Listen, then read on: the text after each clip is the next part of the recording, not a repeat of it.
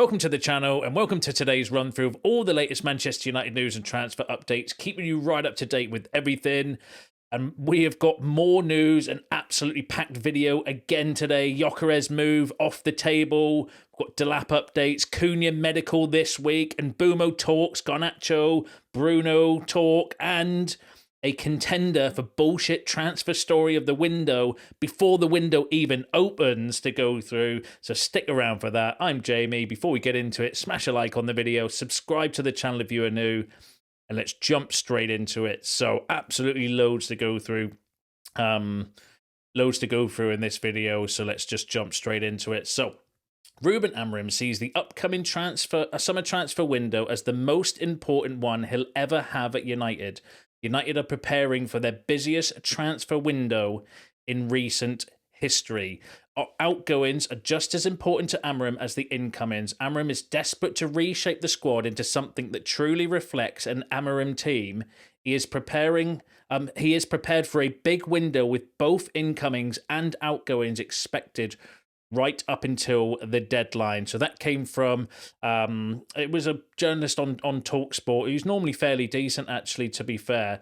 But we've heard that directly from Ruben Amorim. Ruben Amorim has himself kind of counted a few times, said, that this is the transfer window because there's no World Cup, there's no Euros, there's nothing like that to get it right, which is one of the things where he said, he's quite kind of pleased that he came in early because he has had time to sort out the squad and look at the players properly, do an assessment on the squad and, line up things behind the scenes with Wilcox and Vival and all of these kind of stuff as well. So he's kind of quite aware that, this is an important transfer window for him, and one where he's got a lot of time with the players to get to train them and, get them going in his kind of style of play as well. So we'll need to keep an eye on that. I am reserving a bit of judgment on this though, because we hear this a lot. We generally do hear every window it's the biggest ever and open heart surgery and we're going to do all of this and that. But I think the fact that actually, because we've got no European football now, I do think we're going to see a lot of exits just through default. There's some updates going from, which I'm going to run through on the exits in a second. But we are going to have players that are not going to play, and maybe that will then force some of the players that have been sticking around like a bad smell, force them to actually kind of think, well, do I just want to sit here and not really play for a full year, or do I actually need a move for their own careers and their own kind of benefit as well? But we'll need to obviously wait and see. Problem we've got with exits and stuff is the wages. Always will be. Who are the big wages that we paid, and the big salaries that we paid for some players as well, makes it very difficult for us to remove them. But that might be to our favour with not having any European football. As shit as it is, it might actually, there might come some good from it in relation to that. But Ruben Amorim will have a transfer budget of around £100 million this summer as Manchester United aim to offload significantly more players after failing to qualify for Europe. So that came from James Ducker of The Telegraph, who's a good source. United players under contract have been informed that none of them are absolutely assured of remaining at the club next season. So that came from Samuel Lucas, who's got connections. I think he's a shit stirrer, but he's got kind of connections at the club as well, which is why he's so fucking annoying. But it is what it is. Do you know what I mean? Suggesting that actually no one is safe at United, even the players under contract are not guaranteed to be safe going in this transfer window. And James Ducker, again, who's a good source, actually said something similar as well, saying that Manchester United are looking to supplement their £100 million transfer budget by slashing squad numbers down to the low to mid-20s, given they will have a smaller fixture load. Man United will listen to offers for almost every player on their individual merits. So effectively, James Ducker saying no player is unsellable, depending on obviously the price and the transfer fee and stuff. There have been reports that I think Bruno, Maguire, Yoran Ahmad, I think, were the four that came out by, I can't remember who it was, but there was some report recently saying that there was 4 players that Amorim sees as kind of unsellable. But according to James Ducker, even they might be sellable depending on the kind of transfer fees and everything like that offered for them as well. So that's kind of interesting. What the report was saying, that we've got around 31 players in the squad, including players that are on loan, and we're going to have to trim it down to maybe 25. So you're going to have some exits anyway, just through default. And like I was saying, that might then force some players' hands, the ones that kind of think they're safe or want to stick around just to be a squad member and happy with that kind of position in the squad, maybe you can kind of say, well, you're not going to play at all because we've not got any games and these are the kind of players I want to play. So it might actually force some players out. I hope it does, but because that'll be the only upside of not having European football next season is if it actually means that we get rid of some players that we've been trying to get rid of for a number of years, but just can't ultimately. And again, we'll go through all the exit kind of news in a second, but let's see, give us your shouts on those kind of updates in the comments. Let's go through the Matheus Cunha update. So Matheus Cunha could have medicals at Manchester United this week. He is expected to get the number 10 shirt on his back. Now, that came from Chris Wheeler. Remember that if you've watched this morning's video, we've had the here we go already for Matheus Cunha, so he's effectively, as good as done. Then we had Ben Jacobs saying that he was going to get the number 10 shirt, and then Chris Wheeler backing that up as well. So more and more sources suggesting that, the number 10 shirt will be given to Matheus Cunha. Obviously, that would then be a replacement for Rashford, wouldn't it? Because we'll go through some other updates in a second, and that will make maybe a little bit more sense.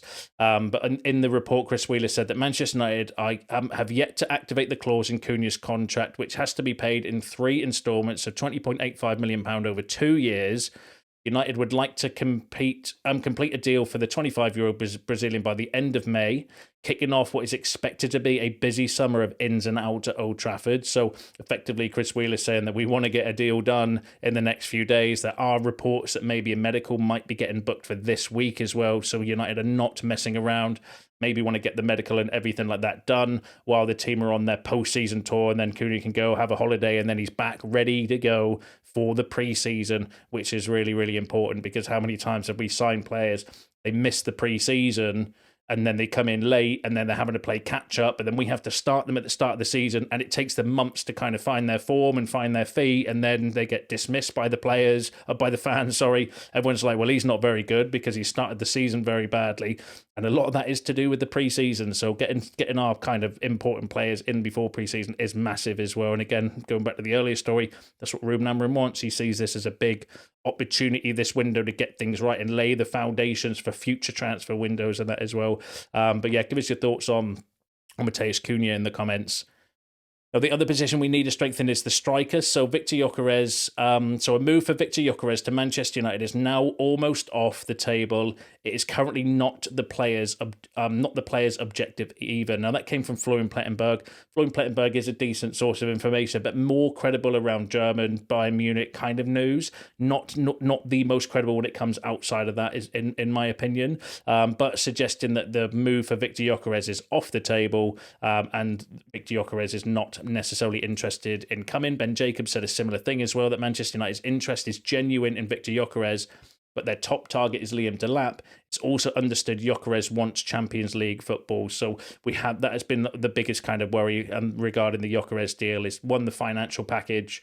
And then secondly, Champions League football has always been widely documented. He would prefer a more stable team or a team in the Champions League. And obviously we know we screwed things up on Wednesday. Like, why couldn't the players played like they did against Villa, against Tottenham? We would have battered them, I think, if we played anywhere near as good as what we did against Aston Villa, against Tottenham. So annoying, aren't it? It's so annoying. But anyway, but there's always been reported that Gyökeres wants Champions League, and according to those kind of reports, maybe that's the case as well. But we'll need to wait and see. Obviously, we don't know for sure. I would say that, like, Ben Jacobs, take with a pinch of salt sometimes, because he is decent, but he can be hit and miss as well. And like I said, Florian Plettenberg, a little bit kind of hit and miss with transfer stories outside of Germany, I would say as well. But yeah, all signs are pointing towards Liam Delap, which leads me on nicely to the Liam Delap news. So Liam Delap's suitors expect his decision imminently. He remains United's top choice, seeking playing time to enhance his World Cup chances. While European football is important, United believes their pitch is strong, and Delap is keen on returning to the Northwest. So Ben Jacobs, again, suggesting that, we've given him, promise he wants minutes and game time and all of that stuff, which he would obviously get at United.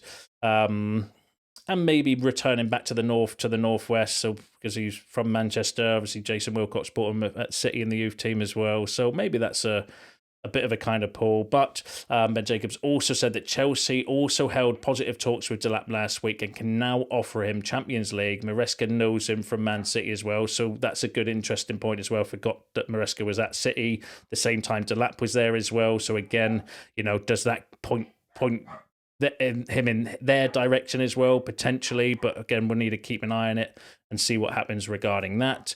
Alex Crook said that my understanding is that Delap was leaning towards United because he wanted to go back and live in the Northwest, but he does want to play in Champions League. So I wonder if that may have scooped United now. And the noises I'm hearing this morning are that maybe he'll end up at Chelsea. So Chelsea potentially now seen as the destination for Delap. I mean, where would that leave us, I suppose? Because we put a lot of our eggs in the Delap basket. We can't get Gyökeres because of Champions League. And then if we don't get Liam Delap because of Champions League, who's the kind of next target? Because, the only other one really that we've been linked with recently is Mateta. Yes, we've had links with Ekitike and a ton of strikers, but a lot of those are a big budget kind of strikers, like 60 odd million pounds plus for Ekitike, for example. So I wonder where that leaves us. Is Mateta the third choice? Is that one, there's an argument to say Mateta might be the better choice than Delap? I'm not, it's weird because I would be gutted to miss out on Delap, not because I actually want Delap, because I've got loads of question marks around Liam Delap. It's not one that I'm kind of overly confident with personally, but you can have your own opinions, and I'm sure you'll share them in the comments below. But so I'm not overly gutted if we miss out on him, but I would be, because who's the alternative to Liam Delap? Because if we've got £100 million budget, we're spending 60 on Cunha, and it's believed that we could afford these two. The reason why Delap's so desirable, because he's £30 million and it fits within our budget, that we could maybe then, don't have to worry. So we can get them in before we have to worry about player sales, because selling players is not something that's going to be done quick. That might take time and take a lot of the transfer window to get these players out so we can reinforce. And you want to get some majority of players in as early as we can. Where does it leave us if Liam Delap turns us down as well? That's a big that's the worry for me for Delap. Not that we miss out on the player, it's just who's the alternative. But Liam Delap is expected to decide his future this week before heading off to the under 21 Euros. He remains Manchester United's top choice. So again, updates. Alex Crook and Ben Jacobs, though, hit and miss. I've always found them to be hit and miss kind of journalists as well. So I want to see a bit more credibility regarding it. But, bit of a blow in terms of the striker situation, with reports suggesting Gyökeres not coming, but then also maybe Chelsea with the Champions League kind of qualification are maybe now more likely to go for Liam Delap as well. And again, just going back to what I mentioned, the concern is who's our kind of alternative if we miss out on both of those. Is it Mateta? Is that potentially? But then Mateta's in the Europa League next season as well, So yeah, Christopher Vivell, Jason Wilcox, they've just got to do something, haven't they? They've got to scout and find players. That's what they're there to do. If you're saying that they're the best in class, go out and find these kind of hidden gems, and go out and find a striker worthy of United that maybe none of us have heard of, or that have not been linked with United as well, if we can't get our main target over the line. But we'll wait and see what happens. But I think there'll be a decision this week going off the reports, because the reports have always been that he wants to always going to make a decision before the under 21s. So, hopefully we'll keep an eye on it, but I'll bring you any updates. Give us your thoughts on that in the comments though below. Now, another player we were linked with in this morning's video. So Manchester United have held talks with Bryan Mbeumo. Brentford value Mbeumo at £50 million. Again, Ben Jacobs and Alex Crook, hit and miss kind of journalists. However, Rich Face, who's actually a decent source for United, said that Manchester United are interested in Bryan Mbeumo. Ruben Amorim would like to add 2 attacking midfielders to his Manchester United side in the coming months, with Bryan Mbeumo viewed as another ideal addition to the squad alongside Matheus Cunha. Manchester United could use money from selling Garnacho to buy Bryan Mbeumo from Brentford. And again, Rich Fay is a decent source when it comes to United. Again, not a Romano or a Laurie Whitwell or David Ornstein or anyone like that as well. So I would want to see a bit more credibility, but he has been fairly accurate with some inside information in the past regarding United. But we'll keep an eye on it for you. And again, interesting that Rich Fay was saying that we could use the money from selling Garnacho to buy Mbeumo. So if Cunha's going to be Rashford's replacement, Mbeumo's Garnacho's replacement, I would be happy with that. Peter Hall, though, on Garnacho said several sources close to the potential deal believes a compromise around the £50 million mark can be found between Manchester United and Napoli for Alejandro Garnacho. Now, Peter Hall was fairly accurate recently regarding the Matheus Cunha news, saying that then a deal is going to be announced early after the game or early this week, which has obviously been proven correct. But, what's your thoughts on that? Garnacho out and Mbeumo in. I would like that as an upgrade. Definitely an upgrade in the team as well. But, I'd want to see a bit more credibility around the Mbeumo links. Like Sully Talks is a good source, so that's the one I'm kind of clutching at straws, holding on to. Some of the others, we need to wait and kind of see how that one plays out, because I do get the worry that we are being used to generate interest, so that when or if Newcastle buy him, it can be seen as this kind of big victory. We beat United to Mbeumo type situation, but we'll wait and see how that kind of plays out. Now let's go through some exits. Obviously, a lot of talk at the start of the video was regarding the exits. So Andre Onana wants to stay at United, who are privately backing him. While he may find it hard to attract interest in Europe, Saudi clubs could be an option. United are planning for next season with him in the squad, despite wanting to recruit a new goalkeeper. So Samuel Aka saying that people at United are privately backing Onana, whilst looking to buy a new goalkeeper, which makes very little sense. But with the belief is, it is a sell to buy situation with the goalkeeper. We know that Andre Onana's book value is about £26 million, I think it is. So we need an offer more than that. And I don't think there's going to be many clubs in Europe offering that sort of money for him, considering his wages as well. He's on £100,000 plus a week wages as well.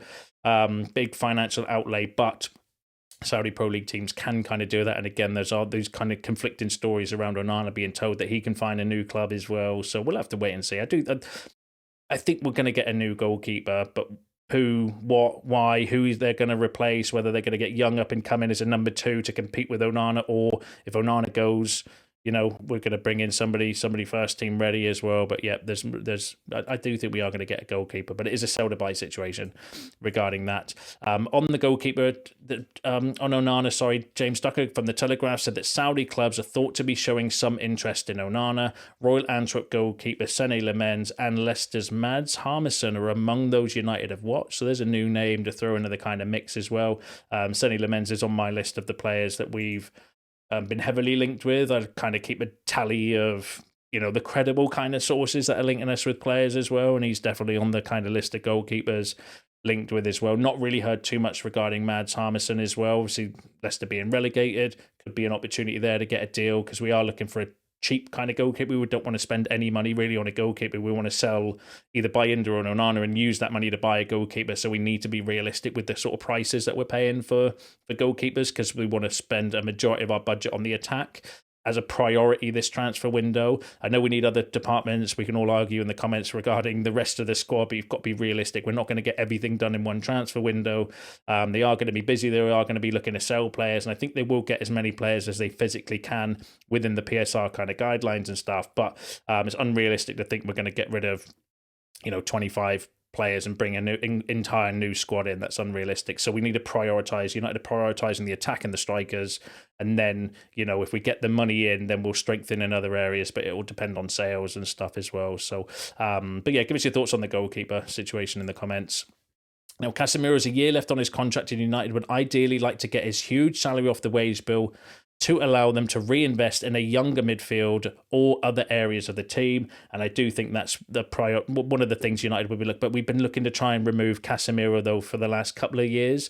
Problem is his salary. Like, there's not much appetite out there to pay him the 325 grand or 300 grand a week salary that he's receiving at United with his kind of age and stuff. But again, whether it would force Casemiro's hand now that we're not in Europe, and his game time might be limited, because we know he struggles in the Premier League, and we'll have a word with him and say, look, I can't rely on you in the Premier League anymore. As much as he's had like a little revival at the end, is there and maybe that kind of, because he is a good character and stuff as well. He'll understand, I'm sure, if you kind of have that conversation with him. But again, the problem is who's going to be paying him that sort of salary, and that's going to be the problem with Casemiro as well. So I do think we would want to remove him. Massive outlay in terms of the salary and stuff, which would massively help us with PSR.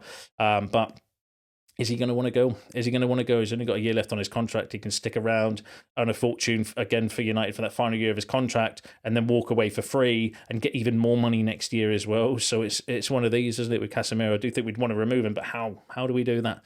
Yeah, we just need to keep an eye on that one as well for you.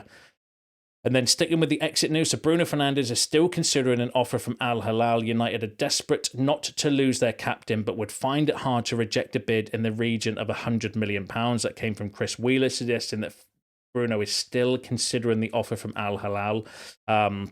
James Ducker said that Al Hilal are thought to want an answer from Fernandes this week over whether he is willing to join the Saudi Pro League club, who are reported to be willing to bid around £80 million for the United captain. So that's interesting that we're getting like a lower fee now, or lower transfer fee for Bruno Fernandes. Laurie Whitwell actually said a similar thing as well, though, yesterday in his kind of report, that Al Hilal's offer to Bruno Fernandes is for 4 years on £21 million a year net. The Saudi Arabian side are prepared to pay Manchester United £80 million. So all of a sudden it's gone from British transfer record down to £80 million, which is still a significant sum of money for United. But is it enough to still consider kind of selling Bruno? Probably. It'll still help us in the transfer market and stuff as well, but it's not the kind of 120 odd million pounds that we were led to believe initially as well. But give us your thoughts. Does that change your mind on Bruno? Like I said, it's still a big chunk of money, and it's a big decision to make because, like I said, Bruno's being offered an absolute fortune, and it's all very well and good saying I love the club and I want to stay. If someone's waving that sort of money in your face, completely changes things, in my opinion. Like, we're all human beings at the end of the day. But yeah, we'll have to wait and see what happens. I think we'll know hopefully in the next few days, because it was a deadline, end of May deadline or something. Before, so we'll keep an eye on that one for you. And then Betis, Atletico Madrid and Juventus are interested in signing Antony this summer. Manchester United are demanding between 30 to 35 million pounds. Again, that came out from Chris Wheeler, suggesting that, if we get a bit of a bidding war for Antony, then fair play. That's all we can kind of hope for as well. I don't think we're going to get more than that. I've been thinking a lot about this because I've read some of your comments and stuff, and I know he's done really well on his loan at Real Betis. But you've got to remember, right, if we were buying Antony now, I would be looking at it to say, well, he's been absolutely dog shit for 3 years and had 6 months of being really good. So would I pay £50 million for someone in a 3-year period? Over 80% of it has been shit and 20% of it he's been good? No, I wouldn't. So I think the fees, you've got to be realistic. The fees are probably about right. Yes, he's done well, but he's done well for 6 months out of a 3-year period. And the other kind of 2.5 years, he's been absolutely terrible. So £50 million for somebody like that would still be a massive risk for a club, even though he has done really well. And I don't want to dismiss what he's done while he's there. He's completely turned his career around, hopefully, which is good for us because if we can sell him. But I think we need to be realistic with the prices. I think that's probably about fair, considering the things that I just mentioned there. You've got to kind of look at it and say, well, actually, he has been pretty shit at United. Yes, he's had a bit of a revival, but what if we signed the Antony that was at United, not the one that was at Betis? And there's always that kind of gamble with it. I would be looking at it that way if we were buying him, and we would be having that conversation. If we were buying Antony for £50 million, we'd be like, hold on, he's been absolutely shit for 2.5 years and he's only been good for 6 months. We would have that conversation, and I think other clubs would have the exact same conversation as well. So I think it's probably about realistic that for Antony. But that's just my thoughts. You will probably disagree with that, and I'm sure you will let me know about that in the comments. And then, are you ready? So the transfer window is not even open, and we already have probably a contender for bullshit transfer rumour of the window already before it's even opened. Manchester United and Chelsea have shown concrete interest in AC Milan star Rafael Leao. United are prepared to sell Alejandro Garnacho this summer, so Leao could be signed as a replacement for him. That came from Rudy Galetti. Now, as optimistic as I want to be on this channel, and I try to be regarding United and transfer news and stuff, I somehow don't think we're going to be able to, if we've got a £100 million budget and we're going to be needing to sell to buy to strengthen the rest of the squad, and we're looking for this overhaul and we want to get players in and stuff like that as well, I don't see how we're going to be able to fund Rafael Leao, because what are AC Milan going to ask for Rafael Leao? I'm pretty sure it's going to be more than what we're going to sell Garnacho for as well. So you know, you can disagree. I'm sure you might on that one, but give us your thoughts on that in the comments below. Give us your thoughts on all the other topics discussed in today's video. That's all up to date with the latest news and transfer news. Smash a like on the video anyway. Subscribe to the channel if you're new. See you in the next one.